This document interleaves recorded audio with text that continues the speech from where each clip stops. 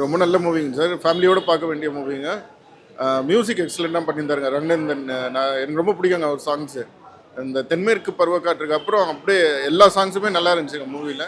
Vairamuthu sir ஒரு பாட்டு எழுதியிருக்காருங்க, Pa Vijay sir ஒரு பாட்டு எழுதியிருக்காரு. படம் ரொம்ப நல்லா இருக்குங்க சார், ஃபேமிலியோடு பார்க்கலாம். இல்லைங்க, அது வில்லேஜில் நடக்கிற ஸ்டோரி தாங்க. நல்லா பண்ணியிருக்காங்க. நாங்கள் எங்கேயுமே லேக் ஆகலைங்க. கரெக்டாக ஒரு 1 ஹவரில் இன்டர்வல் வந்துச்சுங்க. செகண்ட் ஹாஃப் ஒரு 1.5 ஹவருங்க. எங்கேயுமே லேக் ஆகாமல் நல்லா போச்சுங்க. இல்லைங்க, அது இவரு பண்ண வச்சுருப்பாருங்க, நம்ம யோகி பாபு சார். அவர் கேரக்டர் ரொம்ப நல்லா இருக்குங்க. ஒரு எக்ஸலண்ட்டாக பண்ணியிருக்காரு. எல்லா கேரக்டருமே நல்லா இருக்குங்க சார். இல்லைங்க, எங்கேயுமே லேக் ஆகலைங்க சார். ரொம்ப நல்லா இருந்துச்சுங்க. கவர்மெண்ட் வந்து இந்த டேக்ஸ் ஃப்ரீ எல்லாம் பண்ணலாங்க இந்த மாதிரி மூவிஸ்க்கு. ஃபேமிலியோடு வந்து பார்க்கலாங்க. அது ஒரே வாரத்தில் சொல்லணும்னா ரஜினி சாரோட முள்ளும் மலரும் படம் வந்துட்டு ஞாபகம் வந்துச்சுங்க சில சீன்ஸ் எல்லாம். அதான் அண்ணன் தங்கச்சி இது சென்டிமெண்ட் தாங்க படத்தோட மெயின் கான்செப்டுங்க. அதுலேயும் அதே தானேங்க, அது ஞாபகப்படுத்துச்சுங்க. இவர் நல்ல சான்சஸ் இருக்குங்க. இவர் அதாங்க, நான் ஆடியோ ரிலீஸ் ஃபங்க்ஷன் போயிருந்தேன். அங்கே நெக்ஸ்ட்டு விஜய் சேதுபதினு சொல்லிட்டு அவர் சொன்னாருங்க. ஏகன் இவர் நல்லா பண்ணியிருந்தாருங்க. நான் அவர் இன்னும் நிறைய படம் இதே மாதிரி பண்ணாருன்னா கண்டிப்பாக அந்த இடம் வர சான்சஸ் இருக்குங்க. ஆமாம்மா, அது எக்ஸலண்ட்டாக பண்ண. ரகுநாதன் சார் வந்துட்டு அந்த ஸ்டார்டிங்லேருந்து எண்டிங் வரைக்கும் பேக்ரவுண்ட் ஸ்கோரும் சரி, சாங்ஸும் சரி எக்ஸலண்ட்டாக பண்ணியிருந்தாருங்க. இந்த படத்துல பாத்தீங்கன்னா அந்த ஃபேமிலி சென்டிமெண்ட்டை எடுத்துட்டே வராங்கன்னு சொல்றாங்க. நிறைய படங்கள் அந்த மாதிரி வந்திருக்கு. இதுல இப்ப நீங்களே சொன்னீங்க முள்ளும் மலரும் மாதிரி இருக்கு. ஆமாங்க. அந்த மாதிரி அதை தாண்டி வேற என்ன மாதிரி விஷயங்கள் அந்த படத்துல இருக்குன்னு? இல்லைங்க, எல்லா ஃபேமிலி இது காப்பி பண்ண மாதிரி எதுவும் இல்லைங்க. அண்ணா வெறும் அந்த அண்ணன் தங்கச்சி சென்டிமெண்ட் மட்டும் தான் முள்ளும் மலரும். ஆனால் அந்த கதைக்கும் இதுக்கும் நிறைய டிஃப்ரென்ஸ் இருக்குங்க. ஏன்னா அதில் ரஜினி சார் பண்ணியிருந்தாருங்க. படம் நல்லா இருக்குங்க சார், ஃபேமிலியோட பார்க்கலாம். ஒன்லைன்ல சொல்லிருக்கேன், படம் பார்க்க வரணும்னா ஆடியன்ஸ் என்ன காரணத்தை எதிர்பார்த்துட்டு வரலாம்? இல்லை, ஃபேமிலியோட வந்து பார்க்கலாங்க. துளி கூட ஆபோசம் இல்லாத ஒரு படம் சார். ஓகே. படம் பார்த்துட்டு வரீங்க, படம் எப்படி இருக்கு? படம் சூப்பராக இருந்துச்சு ப்ரோ. படம் கமர்ஷியல் படம் தான், சென்டிமெண்டலான படம் தான். சீனு ராமசாமி படம் சார் படம். நம்மளுக்கு தெரியும் அவர் எப்படி எடுப்பாப்லன்னு. நல்ல ஒருத்தான படமாக தான் இருந்துச்சு. அவருக்கான பெஸ்ட்டை கொடுத்துருக்காப்புல. மற்ற தர்மதுரை அந்த மாதிரி தான், தர்மதுரை அந்த மாதிரி படம் தான் நல்லா தான் இருந்துச்சு. தென்மேற்கு பருவக்காற்று அந்த மாதிரி என்ன சொல்ல வராங்க, ஒரு பாசத்தை தான் பண்ணுறோம் வராங்க. ஒரு அண்ணன் தங்கச்சிக்குள்ள ஒரு ரிலேஷன் எப்படி இருக்குது, அவங்க என்ன பண்ணணும் அந்த மாதிரி ஒரு இது பண்ணுறாப்புல. தங்கச்சிக்கான ஒரு பாசமான இது பண்ணியிருக்காப்புல.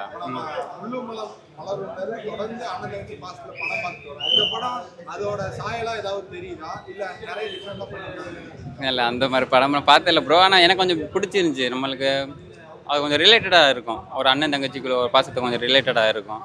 மற்றபடி சொன்னால் மியூசிக் வந்து ரகுநந்தன் போட்டிருக்காப்புல. சூப்பராக பண்ணியிருந்துருக்காப்புல. மியூசிக் நல்லா பண்ணியிருந்துருக்காப்புல. அதான் பெருசாக சொல்கிறபடி இல்லைன்னா ரசிக்கிற மாதிரி இருக்கும். ரசிக்கிற அளவுக்கு கண்டிப்பாக இருக்கும். அவங்களுக்கு நல்லா பண்ணியிருக்காப்புல. அவரை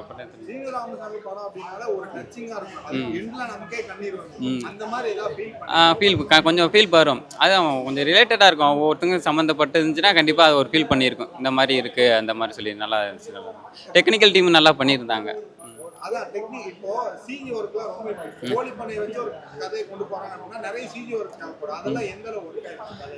சிஜி தெரியா நல்லா பண்ணியிருந்துருக்காங்க. அவங்களுக்கு சிஜியும் சரி, கிரியேட் பண்ணுறதும் சரி, கலர் உங்களுக்கு நல்லா இருந்துச்சு. அந்த கலரு க்ரீனு. அவன் அந்த கிராமத்து லொக்கேஷன் தேனி சைடு எடுத்திருக்காங்க. அந்த ஆண்டிப்பட்டி அந்த மாதிரி நல்ல லொக்கேஷனு, நல்ல கலரிங் பண்ணியிருந்தாங்க. சிஜி ஒர்க்கும் பெருசாக இருக்குது. ஆனால் அதில் நல்லா இருக்கும் இது பண்ணுறது. காமெடின்னு எடுத்துக்கிற முடியாது, நல்லா பண்ணியிருந்துருக்காப்புல. நம்ம யோகி பாபு சாரை பற்றி தெரியும், அவர் நல்லா பண்ணியிருக்காப்புல. பெஸ்ட்டு இப்போ தமிழ் சினிமாவில் எல்லா படத்துலையும் அவர் இருக்கிறாப்புல. அவர் தவிர்க்க முடியாத ஆள் ஆகிட்டாப்புல. நல்லா பெஸ்ட்டாக கொடுத்துருக்காப்புல. ஒரு காமெடியை தாண்டி ஒரு சென்டிமெண்டலாக நல்லா பண்ணியிருக்காப்புல. அவர் புதுசாக பண்ணியிருக்காப்புல. அவர் ஆக்டர் ஏகன் சொல்லிட்டு அவர் நல்லா ஏகன் நம்ம யூடியூப்பில் அந்த மாதிரி சேனலில் பார்த்துருக்கோம். நல்லா பண்ணியிருந்தாப்புல. இதில் அவருக்கான பெஸ்ட்டை கொடுத்துருக்காப்புல. அப்புறம் ஆக்ட்ரஸ் பிரிக்டான்னு நினைக்கிறேன், அவங்க நல்லா பண்ணியிருந்தாங்க. நல்லா சூப்பராக பண்ணியிருந்தாங்க. லேக்னா இப்போ இருக்குது, சின்னதாக இருக்குது. ஆனால் பெருசாக ஒன்றும் உங்களுக்கு பாதிக்காது. படமாக போய் உட்காந்து பார்த்துக்கிட்டிங்கன்னா அப்படியே ஸ்மூத்தாக போய்கிட்டு இருக்கும். நல்லா இருந்துச்சு ப்ரோ. பர்ஃபெக்டான ரீசன் கிடையாது. நம்ம டைரக்டர் சாருக்காக கண்டிப்பாக பார்க்கலாம். நல்லா பண்ணி அவருக்கான பெஸ்ட்டை கொடுத்துருக்காப்புல. அதனால் நல்லா பண்ணியிருந்தாப்புல. அவருக்காக கண்டிப்பாக பார்க்கலாம். மாதிரி ஆக்டிங் எல்லாருமே சூப்பராக பண்ணியிருந்தாங்க. யாரையும் குறை சொல்ல முடியாது. எல்லோரும் அவங்களுக்கான பெஸ்ட்டை கொடுத்துருக்காங்க. எல்லாருமே ப்ரோ கோழி பண்ணை இந்த படம் ரொம்ப நல்லா இருக்குது. அண்ணன் தங்கச்சி கதையை பற்றி சொல்லியிருக்காங்க, பாசத்தை பற்றி சொல்லியிருக்காங்க. சென்டிமெண்ட் நல்லா ஒர்க் அவுட் ஆயிருக்கு. சீனு ராமசாமி சார் மேக்கிங் வந்து ரொம்ப நல்லா இருக்கு. படத்தில் டெக்னிக்கல் ஒர்க்கும் நல்லா பண்ணியிருக்காங்க. ஓவராலாக நல்ல படம் ப்ரோ. ஒன் டைம் பார்க்கலாம், ஃபேமிலியோட பார்க்கலாம். தேங்க்ஸ். இப்போ நிறைய நம்ம அண்ணன் தங்கச்சி கதை நிறைய படம் பார்த்துருக்கோம். உள்ளுமலர் இல்லைங்க, நீங்கள் இந்த மேக்கிங் பாருங்கள். இவருடைய எப்போவுமே வந்து இந்த சாரோட டைரக்ஷன் வந்து கொஞ்சம் நல்லா இருக்கும். நம்ம பார்க்கறதுக்கு கொஞ்சம் வித்தியாசமாக இருக்கும். கிராமத்து கதை நல்லா சொன்னாலுமே தர்மதுரை எப்படி வித்தியாசமாக இருந்தோ அது மாதிரி இது கொஞ்சம் வித்தியாசமாக இருக்கும். ரசித்து பார்க்கலாம். மியூசிக்லாம் ரொம்ப நல்லா ஒர்க் இதிலும் நல்லா இருக்குங்க. இது எல்லாமே நல்லா ஒர்க் அவுட் ஆகிருக்கு. பார்க்கலாம், நீங்கள் ஃபேமிலியோட சார் ஒரு முறை பார்க்கலாம். நல்லா தான் இருக்கும் படம். இப்போ எங்கேயாவது லேக் பார்த்தீங்கன்னா 2 மணி நேரம் கதை எங்கேயாவது லேக் தெரியுதா பண்ணலாம் இருக்குது. அங்கங்கே சின்ன சின்னதாக இருக்கும். கொஞ்சம் அந்த அந்த லேக் கொஞ்சம் நம்ம வந்து அவாய்ட் ஏற்றுக்க தான் ஆகணும். படம் பார்க்கணும், ஓகே பார்க்கலாம் அப்படின்னா ஓகே தான். பட் லேக் வந்து இருக்குது, அங்கங்கே இருக்குது. சீனு ராமசாமி சார் படம்னால ஃபேமிலி ஆடியன்ஸ் பார்க்கலாம். வந்து பார்க்கணும்னா என்ன காரணத்துக்காக பார்க்கலாம்னு ஆடியன்ஸ் சொல்லுங்க. கொஞ்சம் புது விதமாக இருக்குங்க. சொல்கிற விதம் வந்து கொஞ்சம் புதுசாக இருக்குது. பார்க்கலாம், அதனால பார்க்கலாம். தேங்க்ஸ்.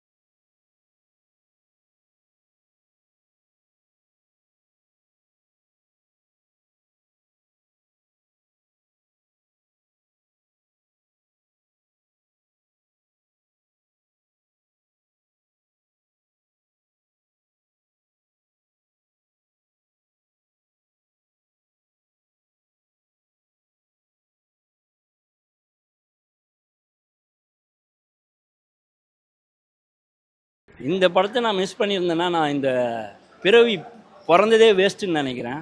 கடவுள் எனக்கு 2 கண்ணு கொடுத்ததுக்கு ரொம்ப சந்தோஷப்படுறேன்.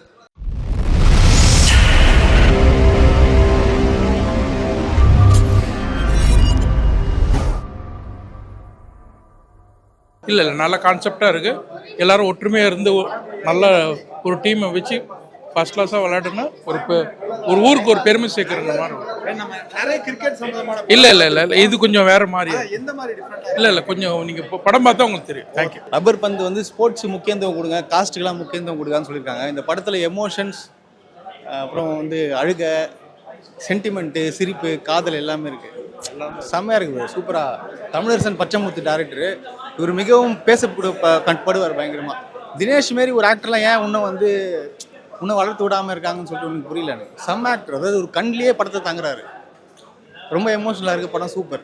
என்ன சொல்கிறேனே தெரியல. அது நம்ம நிறைய கிரிக்கெட் இல்லைங்க, எனக்கு எல்லாம் இதெல்லாம் எல்லாமே தோக்கடிச்சிச்சு. சென்னை 6,28,000 ஒரு கிரிக்கெட்டு அதில் இருக்கும். பட் ஆனால் இதில் படம் பாருங்கள் வேறு மாதிரி இருக்குது. அந்த ஜாதி ரிலேட்டடாக நடக்கிற இருக்கு காட்டுறாங்க கரெக்டாக பேசிடுறாங்க. செம்மையாக இருக்குது. ஒரு இன்ச்சு பை இன்ச்சு இந்த ஸ்போர்ட்ஸில் வந்து பாலிடிக்ஸ் பண்ணுறவங்களாம் செருப்பால் அடித்த மாதிரி ஒரு ஃபீல் ஆகும்.